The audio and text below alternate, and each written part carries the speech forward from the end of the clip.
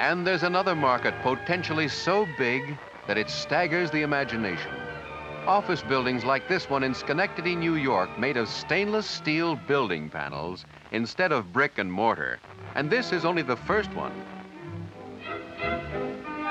Another increasing market is stainless trim on cars. There's one metal that will never pit and peel, and it's always easy to keep bright as new. And the purity of our food is constantly being safeguarded by high alloy steels. There's no extra expense in keeping this equipment clean and spotless.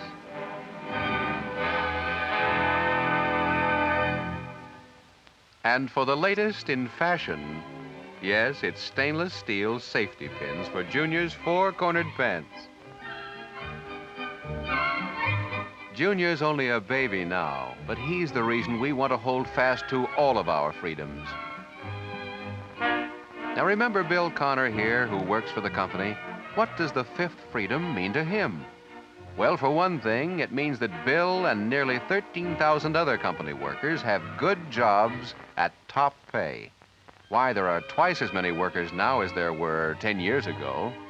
And every time labor-saving equipment is installed, more workers are hired because more steel is produced.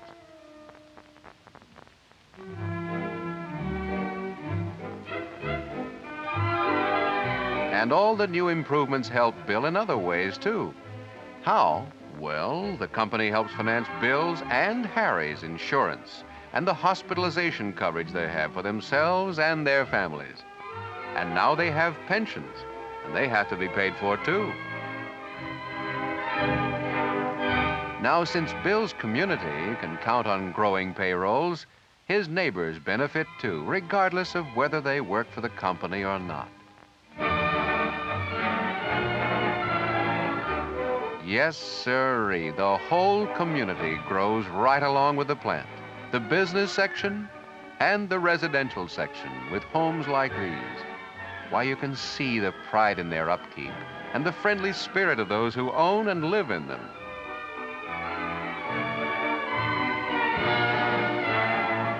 Schools and playgrounds where community youngsters can grow in health and safety. And the spiritual side of the community, the churches, they result from growth too. Growth that stems from a good company and freedom of opportunity. And what does this freedom mean to stockholders like Mrs. Browning? Well, as a matter of fact, a big part of the $30 million spent for new facilities could have been distributed as dividends. But if the company hadn't kept improving, it would have dried up, and dividends in the future would have been improbable or downright impossible. So Mrs. Browning and all the other stockholders were paid regular, modest dividends over the years, and the rest was plowed back for improvements. For making improvements and staying able to serve a need are absolute necessities under the fifth freedom. As a matter of fact, a new plant improvement and expansion program has become necessary already. That's going to mean the investment of an additional $23.5 million. So the company can take advantage of growing markets and more economical, faster, and better steel-making facilities. Particularly equipment to roll high alloy sheets and strip, for that's what customers want most today. Yes, and enough new finishing mills to take care of the melting capacity created by the expansion program just completed. The new program calls for the replacement of this continuous hot strip mill. Oh, it was good enough in its day, but progress is passing it by. So it's being taken out to make way for a big new modern mill, almost twice as wide, easily 3 times as powerful.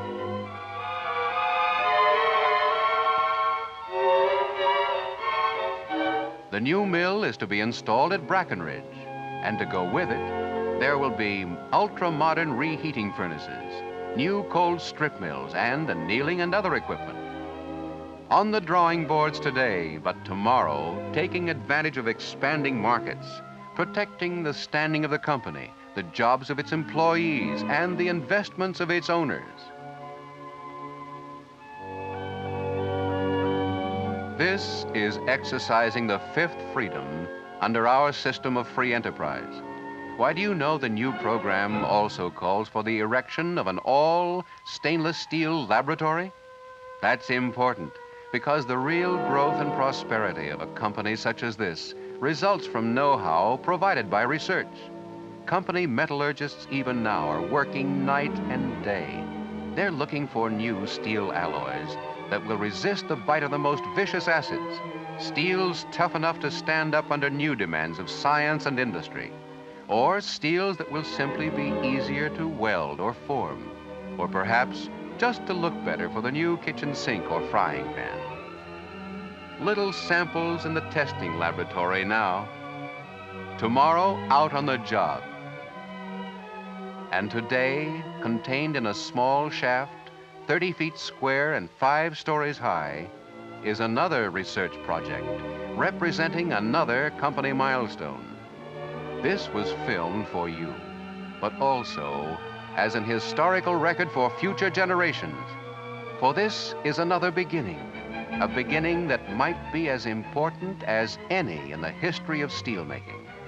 For here is a feat believed by generations of steel men to be impossible: continuous casting. Imagine liquid steel pouring into a mold, and moments later, as if by some touch of magic, emerging a solid, continuous slab ready for the finishing mills. A slab of steel that has no end. This is something which steelmakers say is close to a miracle.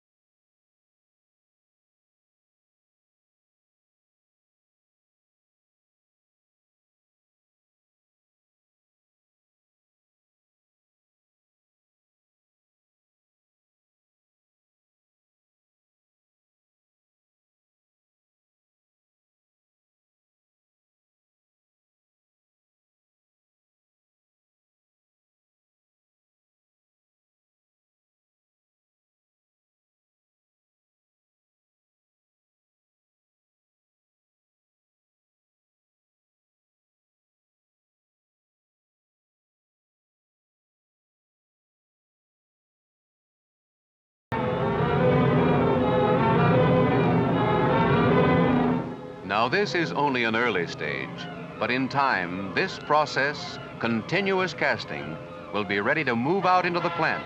And when that day comes, better steels at lower costs will be available to the entire world. And that, too, is the American way. For only in America could this story be told.